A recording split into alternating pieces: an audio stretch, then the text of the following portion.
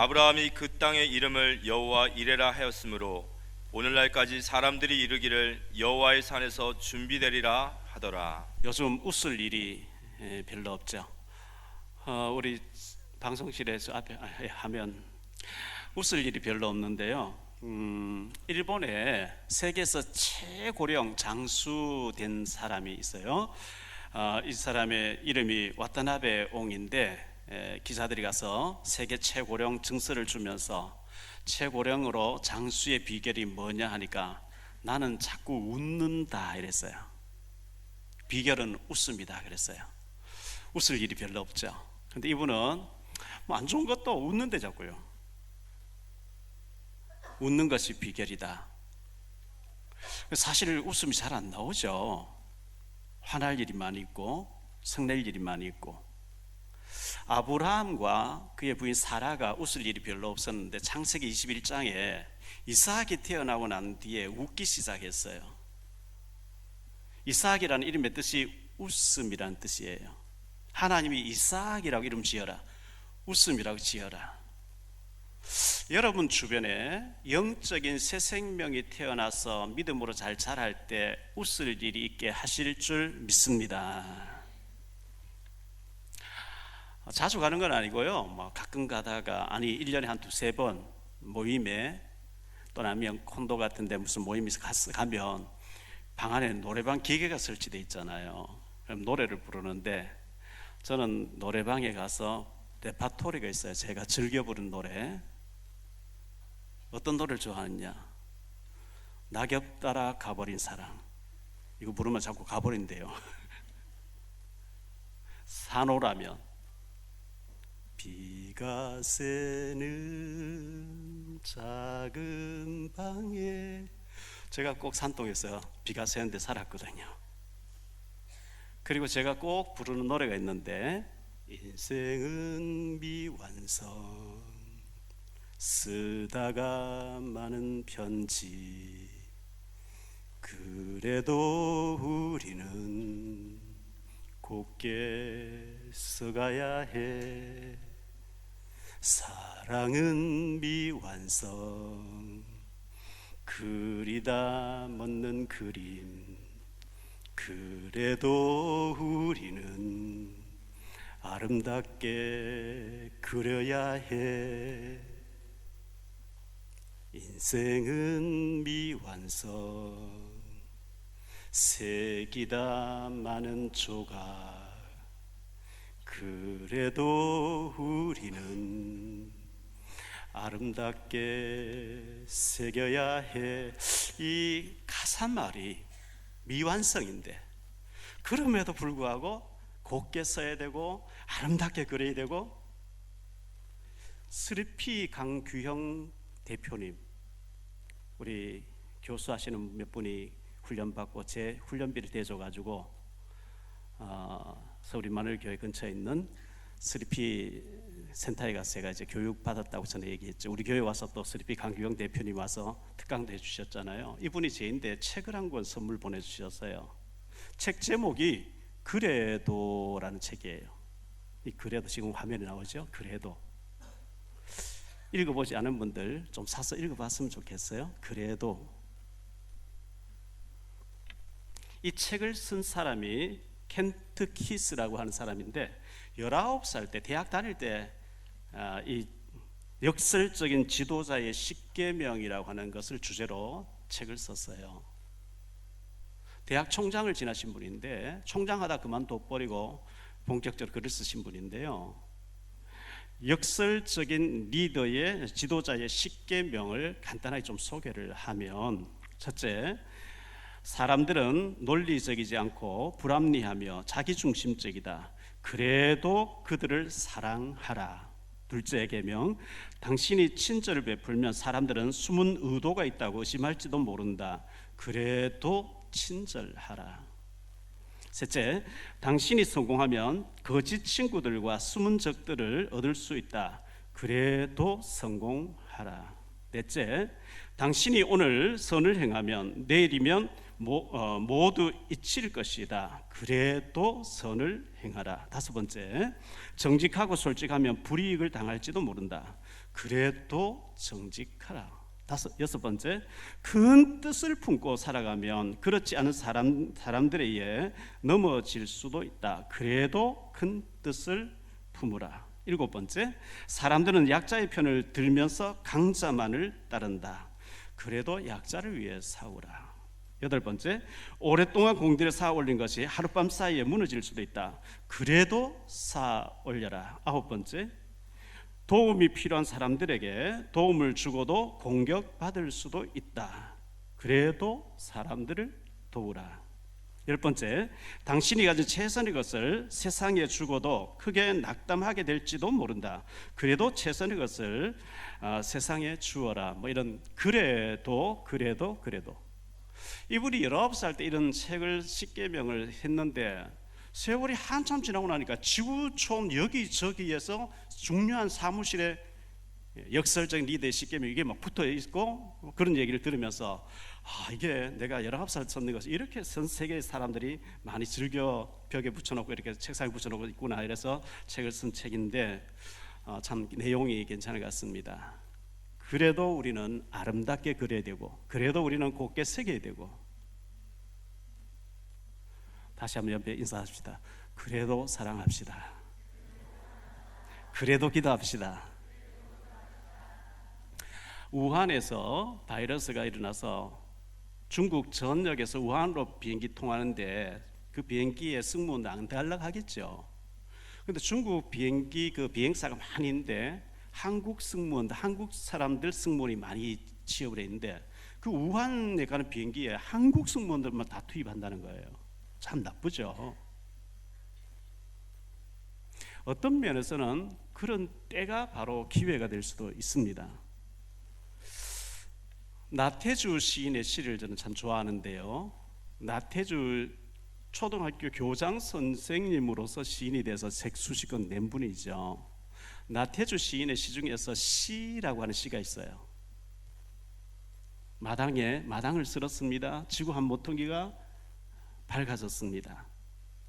꽃 한 송이 심었습니다. 지구 한 모퉁이가 아름다워졌습니다. 뭐 이런 시죠. 그런데 나태주 시인이 신문에 인터뷰했는 것을 보니까요, 시비를 크게 세웠는데 자기가 제일 좋아하는 시가 뭐냐? 풀꽃이라는 시래요. 풀꽃이라고 하는 시의 그 내용이 간단한데요, 자세히 보아야 예쁘다. 오래 보아야 사랑스럽다. 너도 그렇다. 이런 시예요. 옆에 사람 한번 자세히 한번 보시기 바랍니다. 자세히 보아야 예쁘대요. 오래 보아야 사랑스럽대요. 너도 그렇대요. 제 얘기를 좀 할게요. 제가 24살 때까지 늘 염려에 잠을 못 자고 불면증에 시달렸어요. 내가 앞으로 군대를 어떻게 해야 되지? 어떻게 결혼해야 되지? 결혼할 수 있을까? 애를 낳을 수 있을까? 내가 아무것도 없는데 어떻게 살아가야 되지? 이게 막 계속 눌리는 거예요. 24살 때 처갓집을 만났어요. 신학교 가야 된다는 답이 나왔어요. 내가 신학 가낼까? 내가 어떻게 자격증 졸업장을 따지? 내가 과연 총신대학원이라는 곳에 나와서 목사가 될 수 있을까? 그냥 가면 되는데 땡겨서 계속 염려하는 거예요. 땡겨서 잠 못 자는 거예요. 눌리는 거예요. 목사 됐어요. 어떻게 목회하지? 애들 어떻게 공부시키지? 계속 눌리는 거예요. 이게 제 얘기 아니고 오늘 이 자리에 오신 우리 모두의 얘기가 아닌가 싶어요. 근데 그 좀 땡겨서 염려하는 거거든요. 히브리서 9장 27절 우리 죽는 날 하나님 정해놨대요. 시편 84편 14절에 하나님은 너를 죽는 날까지 인도하신다. 할렐루야. 세상 끝날까지 항상 함께하겠다. 네 모든 염려를 내게 맡겨라. 못 맡기니까 염려하는 거예요. 하나님께 맡기면 안 돼. 불안해서 안 돼. 내가 붙잡고 있어야 돼. 제가 전에 얘기했잖아요. 옛날에 우리나라에 차가 없을 때, 100년 전에 차가 없을 때 어떤 시골 아주머니가 어깨에 큰 짐을 지고 머리에 이고 들고 걸어가는데 버스가 지나가는 차를 세워 버스 태워줬어요. 짐을 내려놓고 앉아야 되는데 이고 들고 막 차가 막 하니 흔들려. 기사님이 앉으시라고, 불안해서 못 가겠다. 아이고, 태워준 것만도 고마운데 어떻게 미안하게 지금까지 내려놓고 앉아 체면이 있지 어떻게 앉아 있겠습니까? 나를 구원해 준 것만도 고마운데 내가 어떻게 하나님께 짐을 맡깁니까? 미안하게. 고생이 많습니다. 고생이 많아요. 목욕탕에 가보니 예전이나 지금이나 기중품은 주인에게 맡기십시오. 맡긴 것만 책임집니다 그랬어요. 여러분의 귀중한 것, 건강, 사업, 자녀 주님께 맡기게 되기를 축원합니다. 못 맡기면 눌려요. 맡기면 안 돼. 불안해서.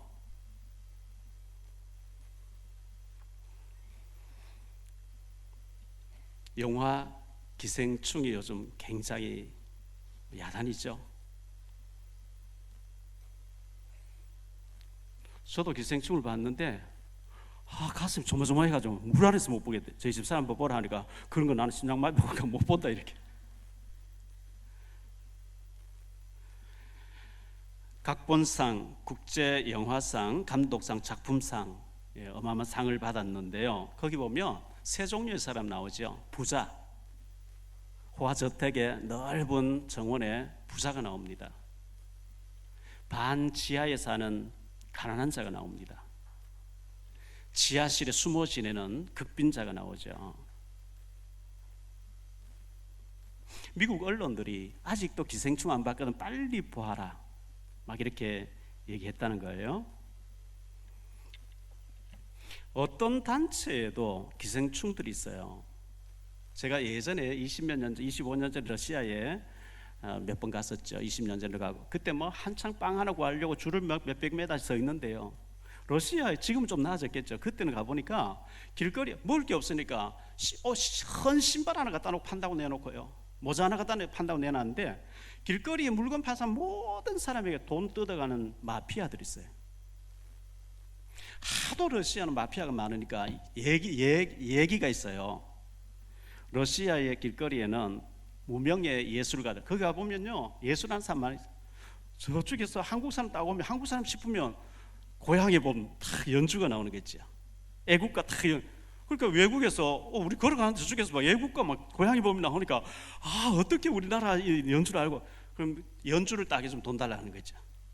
그게 러시아의 예술가가 워낙 많으니까요. 그리고 마피아 전부 돈 뜯어가요. 술집 거리에 가면 조폭들이 와서 돈 뜯어갑니다. 우리가 이 동네를 지켜주고 있으니까 돈 내놔라는 거죠. 뜯어갑니다. 안 내놓으면 장사 못하게 해요. 교회도 마찬가지예요. 우리 교단은 그렇지 않지만 교회 안에 문제 이렇게 놓고 뭐 해준다고 도와준다 하면 돈 뜯어가는 마피아들이 있어요. 기생충들이 있어요. 여러분 우리는 기생충으로 살면 안 될 줄 믿습니다. 멋있는 전도자의 삶을 살아요. 왜 기생충같이 살겠어요? 봉준호 감독이 사관왕 이 상을 받고 난 뒤에 기자들하고 인터뷰하는 이런 얘기를 했더라고요. 내가 골든글러브에 와 있지만 BTS 방탄소년단이죠. BTS의 힘은 저의 3,000배가 넘습니다. 한국은 그런 멋진 아티스트들이 많이 나올 수밖에 없는 나라입니다. 이렇게 표현했어요. 한국에는 멋진 아티스트들이 많이 나올 수밖에 없는 나라. 그런 곳에 우리가 살고 있는 줄 믿습니다. 포천에 탈북자 목사님이 계시는데 여자 목사님인데 탈북자들만 상대로 목회를 한대요. 청년 32살 먹은 청년이 신학교 가고 싶어 하니까 목사님과 상담하고 신학교 보낼 테니까 좀 만나달라 갔어요. 저에게 탈북자 몇 명 데리고 가요. 32살 먹은 청년이 7살에 집을 나와서 북한에 꽃제비를 있다가 6년 전에 한국에 왔다는 거예요. 신학교 가려고 하면 고등학교 나와 있는데 고등학교 나왔냐 하니까 초등학교를 안 나왔다는 거예요. 어떻게 사냐? 그 목사님께 오토바이 중고 하나 사달라 해서 오토바이 가지고 포천 시내 이렇게 뭐 택배해 주고 사는데, 목사님 집에 얹혀 사는데 뭐 나가라, 목사님 딸이 나가라 해서 갈 데가 없는 그런 상태인 것 같아요. 그 식사를 하면서 이런저런 얘기를 하는 가운데 하나님 어떤 때는 계실 것 같은데 어떤 때는 안 계시고, 안 보이는데 어떻게 믿냐? 그래서 제가 공기가 안 보이지 믿지 않냐, 정신이 안 보이지 믿지 않냐 쭉 얘기를 했어요. 이 친구가 북한에 나 같은 꽃제비 친구들이 한 60명 있대요. 그 애들 다 데려와야 되는데, 꿈깨라, 너나 잘해라, 그 데리고 와서 뭐 할 건데? 제가 막 그래 좀 책망 충격을 주려 하니까, 목사님 제가 너무 기분 나쁘거든요. 기분 나빠라고 얘기한 건데, 제가 그 친구를 보면서 내가 예수님 몰랐으면 내가 이래 돼 있지 않겠냐. 우리가 예수님 알고 은혜 위에 은혜인 줄 믿습니다. 공부하라고 뭐 여러 가지 권해주고 왔어요. 한 이사분이 아이 둘 죽이고 부인 죽고 자기도 뛰어내려서 죽은 사건이 신문에 보도됐습니다. 의사 아무나 되는 겁니까? 엘리트 집단인데도 불구하고 영적인 문제 해결 안 되면 그런 결과가 오겠죠. 여러분, 우리가 살아가면서 꼭 복음이 필요한 줄 믿습니다. 이번 다가오는 금요일 날 국민일보에 저희 교회 특집으로 나온다고 연락받았습니다. 금요일 날 국민일보 못 보시는 분들 볼 수 있도록 이렇게 했으면 좋겠고요. 제가 송도에, 여기 예배 마치 송도에 예배 드리러 왔는데 송도에 현수막을 건물에 크게 붙여놨어요. 어느 정당 여자분이 동성애 대만 다음으로 두 번째 우리나라를 만들겠다는 거죠. 학문 선교를 군에서 남자들끼리 선교하게 만들겠다는 거예요. 노골적으로요. 그럼 우리 애들 어떻게 군에 보내겠어요? 어느 정당 대표가 얘기하죠. 총선 끝나면 종교, 교회를 손보겠다는 거예요. 토지를 국가에서 다 관리하겠대요. 이거요, 무시무시한 얘기입니다. 중국에서 교회를 손보다가 이렇게 된 거예요. 어느 때보다 국가를 위해서 기도해야 될 때인 줄 믿습니다. 세 가지로 이 시간 말씀을 드리려고 합니다. 첫째, 고난은, 저와 여러분 고난이만 있죠. 고난은 위장된 축복입니다. 여러분이 구원받은 게 맞으면 여러분이 닥치는 고난은 위장된 축복입니다. 렘넌트 7명 중에 다 말씀드릴 수가 시간상 세 사람을 좀 말씀드릴게요. 요셉, 첫째 요셉요. 요셉이는 태어나서 엄마가 그리울 때 엄마가 없어요. 죽었어요. 아버지 밑에서 믿음, 신앙 교육 받았어요. 복음을 듣고 보니까 얼마나 기도했던지 꿈에 보이는 거예요. 해와 달과 별 절하를 통해서 세계복음화의 비전을 붙였습니다. 배달의 형들이 그를 미워서 팔아버립니다. 노예로 팔려갔습니다. 가정 총무가 됐습니다. 그 장관님의 부인이 요셉을 유혹하다 안 되니까 누명시켜서 감옥 보내버립니다. 감옥에 들어갔는데 시편 105편 17절로 19절에 보니까 분명히 노예로 팔려간데 하나님이 그를 앞서 보내시더라. 나는 형들에게서 팔려가는데 하나님이 보내시더라. 그 발에는 쇠고랑이 채워져 있고 그 허리에는 쇠사슬이 묶여 있는데 하나님은 말씀으로 그를 단련시켜 가시더라. 할렐루야. 단련해 가더래요. 그때 당시 애굽의 총리들 30살 돼야 돼요. 30살 딱 되니까 왕이 꿈을 꾸고 해석할 사람 없어요. 2년 전에 꿈 얘기해서 회복되었던 술 맡은 장관이 요셉을 기억해내고 왕 앞에 딱 세우는데요. 급히 제수복을 옷을 일반 옷 갈아입고 면도하고 왕 앞에 딱 섰는데 꿈 해석을 하죠. 앞으로 7년 풍년 듭니다. 그리고 7년 기근 듭니다. 풍년 들었을 창고를 잔뜩 쌓아서 이렇게 준비하십시오. 왕의 결제 반지, 인장 반지를 요셉 손에 끼워주면서 네가 오늘부터 총리해라. 너의 허락 없이는 수족을 놓을 자가 없게 하겠다. 나는 네보다 높은 것이 자리 하나밖에 없다. 네 마음대로 다 해라. 요셉에게 있어서 30살 될 때까지 고난은 위장된 축복이었습니다. 둘째, 다윗입니다. 시편 78편 70절로 72절에 보니까 하나님이 다윗을 양우리 가운데서요, 양을 치는 가운데서 말씀과 기능으로 훈련시키더라. 믿음과 실력으로 전문인 되게 하더라 그 얘기입니다. 반드시 믿음과 실력을 구비해야 됩니다. 믿음만 강조하면 신비입니다. 실력만 강조하면 인본주의입니다. 믿음과 실력을 겸비해야 됩니다. 다윗이 양을 치는데 자꾸 사자가 나타나 곰이 나타나서 양을 물고 가니까 안 빼앗기려고 돌 던지는 연습하는데요, 다윗이 돌 던지는 연습하는데 하나님 골리앗을 준비하면서 왕궁을 준비하고 계신 거예요. 이게 전부 연관이 쭉 연결되는 거 있죠. 우연히 아버지의 심부름으로 형들 전쟁터에 나가는 형들 심부름 갔는데 골리앗이 나타나서 하나님 조롱하는 거 있죠. 내가 가서 저 골리앗 치고 오겠다 하니까 그의 형이 막 엘리압이 막 소리지르고 네가 전쟁을 구경하는데 내가 너를 안다, 너는 어릴 때부터 교만하였느냐 막 이렇게 책망하죠. 내가 어찌 이유가 없겠습니까? 이유 있는 사람 되시기 바랍니다.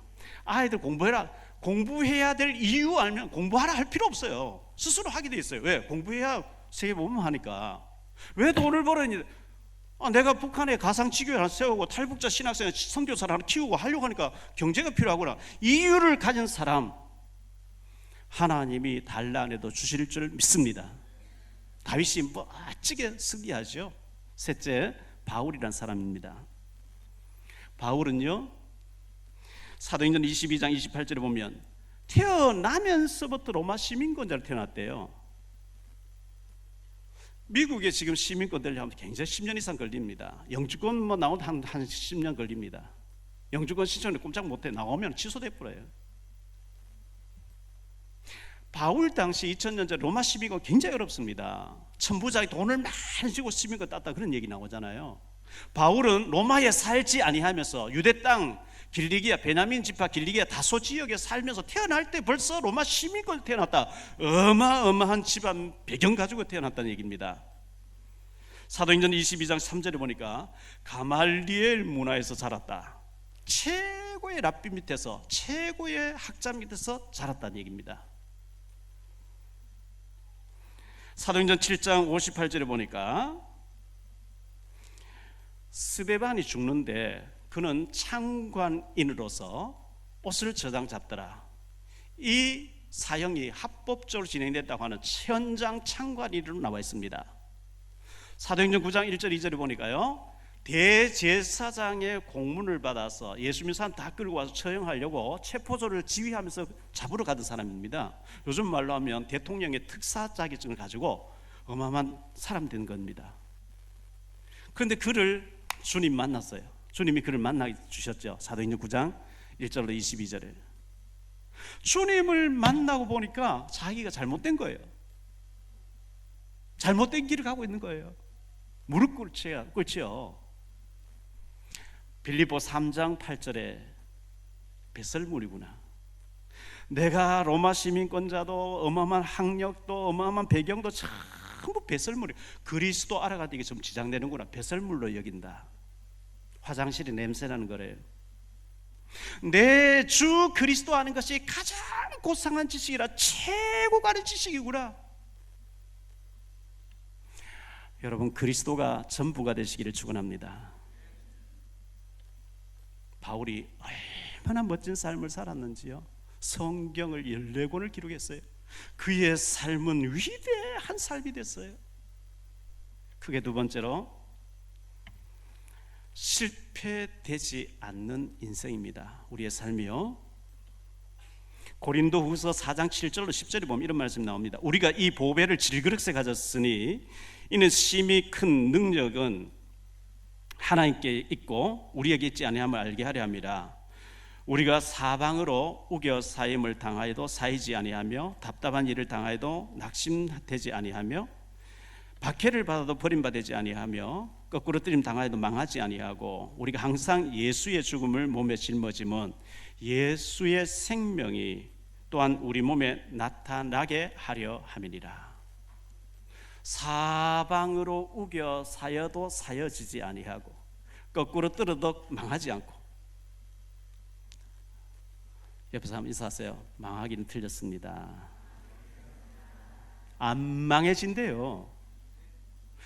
바울이 감옥에 갇혔어요. 감옥 갇혔는데 감옥이 바울 손에 잡혀버린 거 있죠.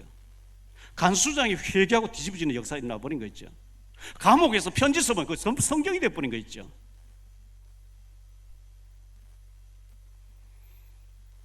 그 과정에서 판단하면 안 됩니다. 요셉이가 착고를 차고 있어요. 총리 되기 전까지 감옥에서. 저거 예수 믿으려고 하다 완전 망했구나. 그거는 잘못 판단하는 거예요. 모세가 80세가 되도록 응답 없어. 예수 믿다가 모세 망한 것 같아요. 가만히 있으면 왕 되는 자리에 있는데 다 뿌리치고 나왔는데 완전히 망한 것 같아. 처갓집에 양 몇 마리 치고 있어요. 아닙니다. 과정입니다.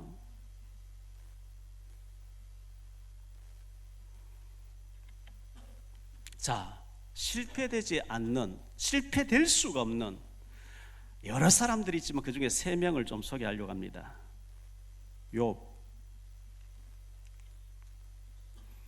욥기서 1장에 보니까 마귀가 하나님에게 충동질함 참소합니다. 욥이 어찌 까닭 없이 하나님 사랑하겠습니까? 하나님 욥에게 막 물부터 쏟아져 부어주니까 욥이 사랑한다지. 물질 거다 뿌리면 욥이 당장 하나님 배신할 겁니다. 좋다, 네 말대로 한번 해봐. 욥의 생명 건드리지 네 마음대로 한번 해봐. 욥의 종들이 욥에게 달려와서 얘기합니다.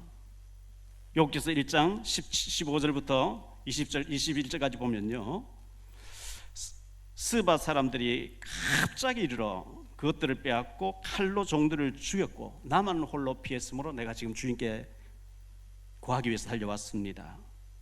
아직 말하고 있을 때에 또 한 사람이 와서 아뢰되 하나님 불이 하늘에서 떨어져서 다 죽여버려 나만 피한 거로 달려와서 얘기합니다. 아직도 말하고 있을 때 갈대아 사람들이 와서 다 빼앗고 죽이고 종들을 죽이고 나만 홀로 피했으면 달려왔습니다. 19절에 보면요, 큰 바람이 불어가지고 당신의 아들 7명, 딸 3명이 파티하고 있는데 덥자가 다 죽었습니다. 욥이 옷을 찢으면서 주신 자도 여호와시 취하신 자도 그다 가신 자도 여호와시니 여호와의 이름이 찬송을 받을지어다. 그러면서 욥이 입으로 죄를 짓지 아니했다고 얘기하고 있어요. 말이 그렇죠. 재산 하나도 없이 종들도 다 죽어버리고 그의 아들 7명, 딸 3명 죽어버리고요. 그의 몸은 완전히 망신창이 됐어요. 그의 부인마저 하나님 저주하고 죽어라. 욥기서 42장 5절에 내가 전에는 주에 대해서 듣기만 했는데 이제 눈으로 배움나이다. 욥기서 42장 10절에 보니까요, 하나님이 욥에게 갑절로 축복하시는데요, 3딸과 7 아들을 주시는데 욥의 딸들은 전 세계에서 최고 이쁘더라 그랬어요. 말이 그렇지 그 과정이 얼마나 힘들었을까요? 또 한 사람 나오미 말씀드리고 싶어요. 룻기서에 나오죠. 예수님보다 1100년 전쯤인데요, 예수님이 탄생하신 유대 땅 베들레헴 마을에 엘리멜렉이라는 사람이 살았어요. 그의 부인이 나오미입니다. 그에게 2 아들이 있었습니다. 말용과 기론입니다. 그 땅에 큰 기근이 들었어요. 너무 기근이 심하니까 우리가 이민 가자, 이웃나라로 이민 가자, 모압 땅으로 이민을 갔습니다. 여러분 지금 북한에서 한국 오는 쉬운 일이 아닙니다. 쉬우면 다 와버리겠죠. 그 북한에서 여기 온 사람 뛰어난 사람들이에요.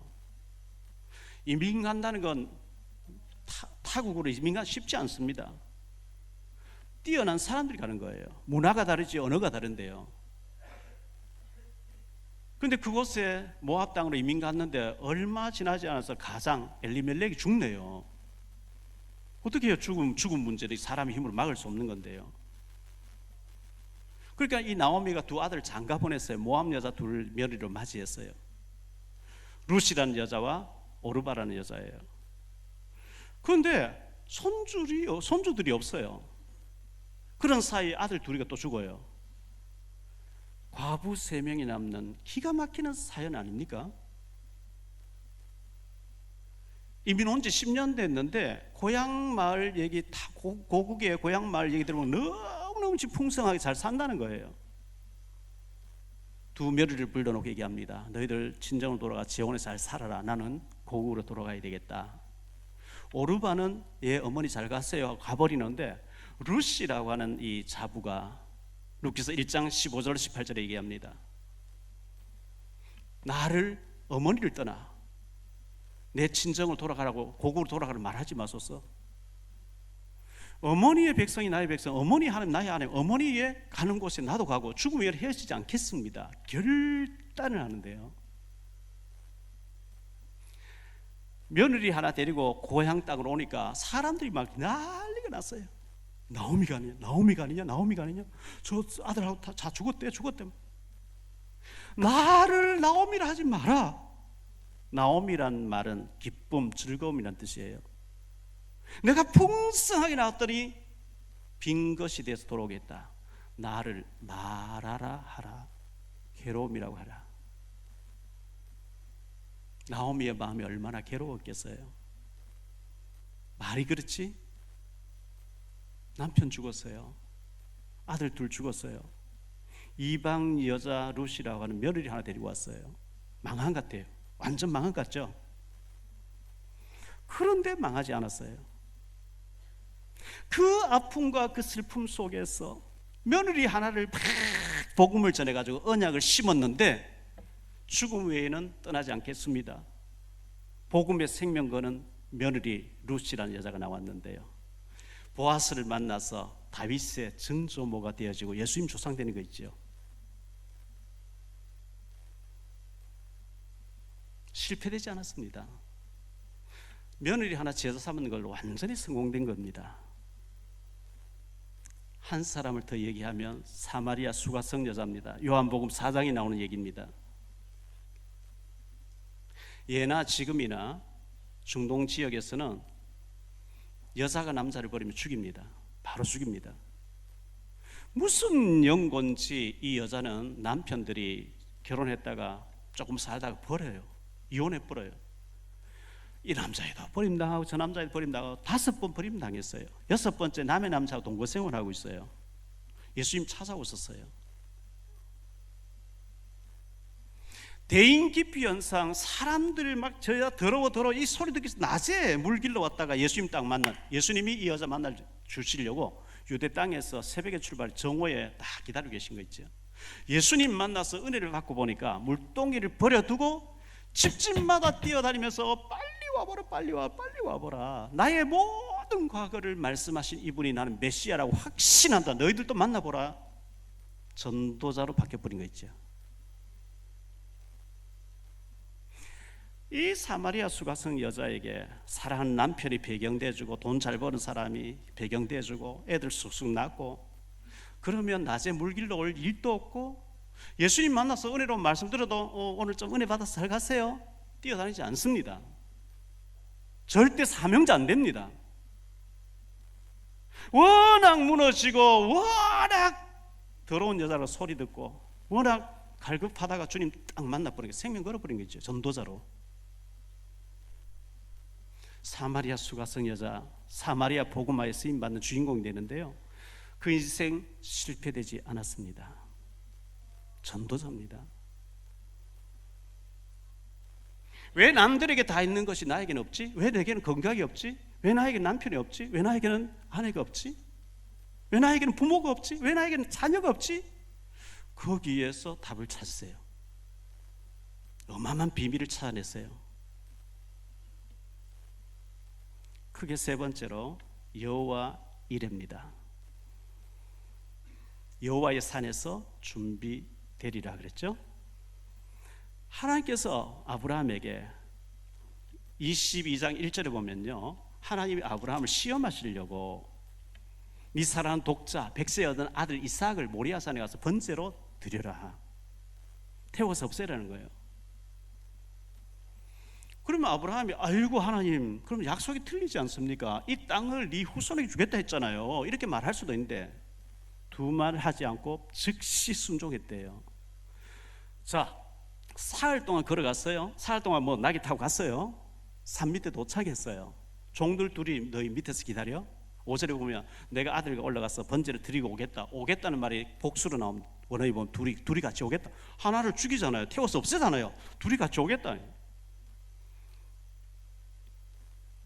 아들 이삭이 나무에 짐을 지고 시계에 짐을 지고 번제 쓸 나무를 지고 올라갑니다. 아들이 질문합니다. 아버지, 나무도 있고 불도 있는데 번제 쓸 어린 양은 어디 있습니까?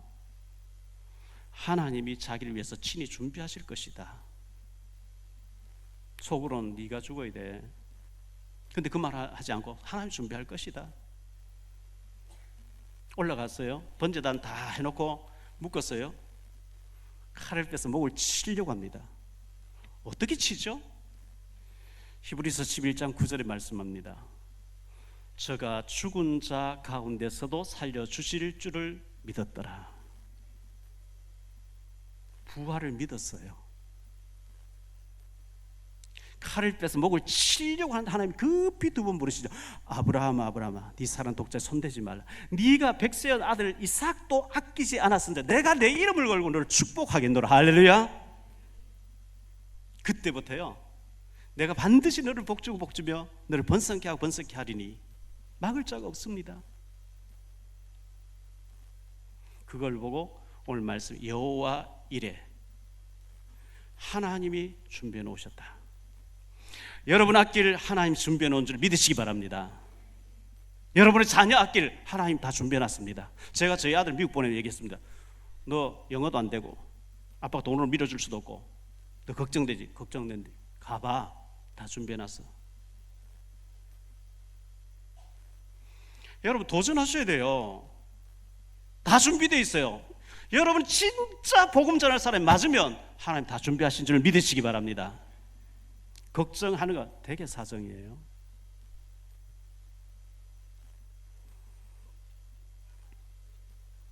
요셉을 애굽으로 팔려가게 한 하나님 총리 자리 준비해놓고 보낸다니까요.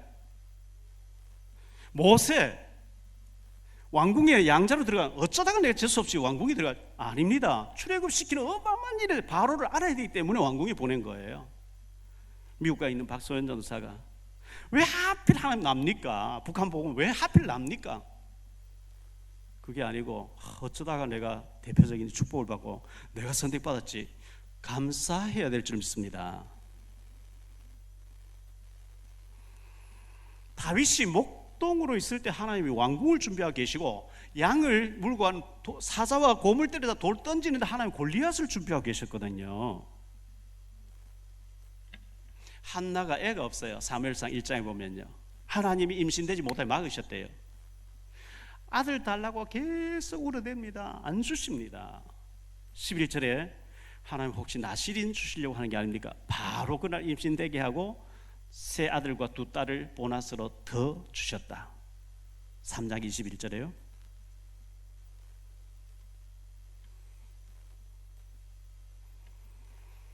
요나서 1장 17절에 요나가 도망가다가 큰 풍랑을 만나지요.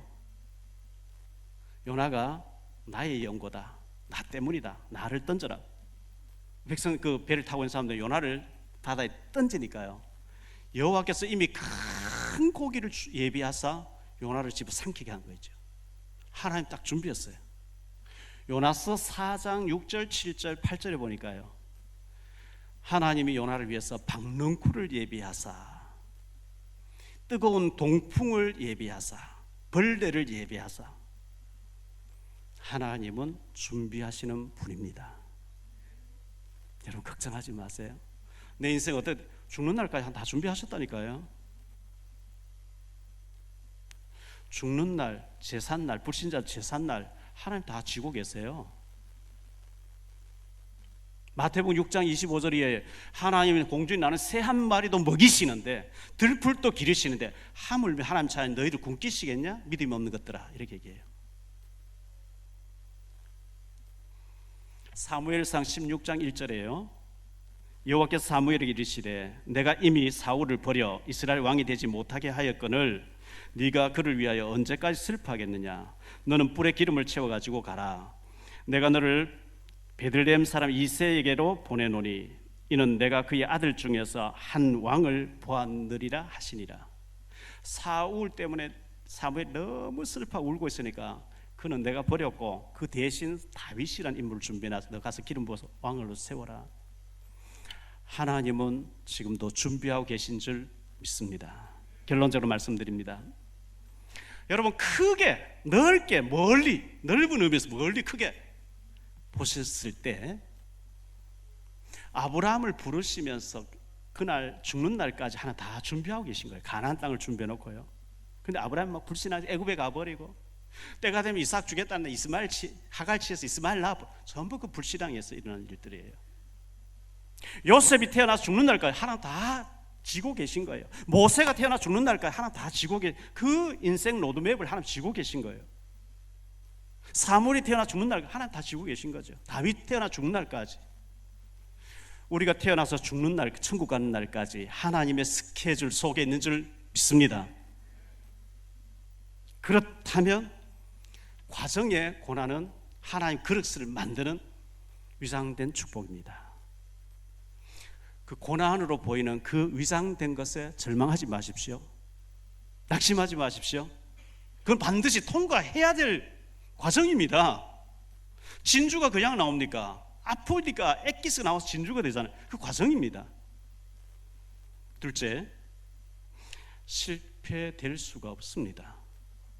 고린도전서 10장 13절에 절대 실패되지 않는다, 감당할 시험 받기를 하나님 허락하지 않는다 그랬어요. 셋째, 여호와의 이레입니다. 하나님의 산에서 하나님이 다 준비하신다. 우리가 그릇만 준비하면 하나님 다 준비하신 거예요. 그러기 위해서 서밋 타임을 가지세요.